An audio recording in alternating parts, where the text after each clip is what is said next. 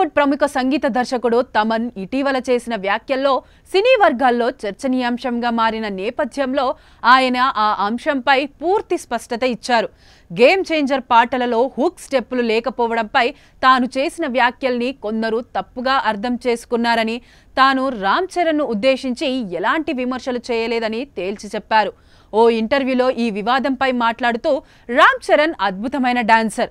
First movie నుంచి Naik, Bruce Lee వంటి సినిమాల్లో ఆయన వేసిన స్టెప్పులు అద్భుతమన్నారు.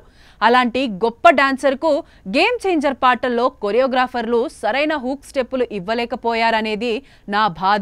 నా విమర్శ కొరియోగ్రాఫర్ల గురించే కానీ హీరోపై కాదు. ఈ విషయాన్ని రామ్ చరణ్ను విమర్శించినట్లుగా ప్రచారం చేశారు అని తమన్ వివరించారు. పాటలు ప్రేక్షకుల్లోకి బలంగా వెళ్లడానికి హుక్ స్టెప్పులు ఎంత కీలకమో తమన్ ఈ సందర్భంగా ఉదాహరణలతో సహా తెలిపారు. అల్లు అర్జున్ బుట్టబొమ్మ, మహేష్ బాబు కళావతి వంటి పాటలు వాటిలో సింపుల్ హుక్ స్టెప్పుల వల్లే సోషల్ మీడియాలో, ముఖ్యంగా రీల్స్లో విపరీతంగా ప్రాచుర్యం పొందాయని గుర్తు చేశారు. అలాంటి ఆకర్షణ గేమ్ చేంజర్ పాటలకు కొరవడిందనే అభిప్రాయాన్ని ఆయన వ్యక్తం చేశారు. తాను ఎప్పుడూ హీరోలను విమర్శించనని, వారిని గౌరవిస్తారని చెబుతూ ఈ వివాదానికి ముగింపు పలకాలని తమన్ ప్రయత్నించారు.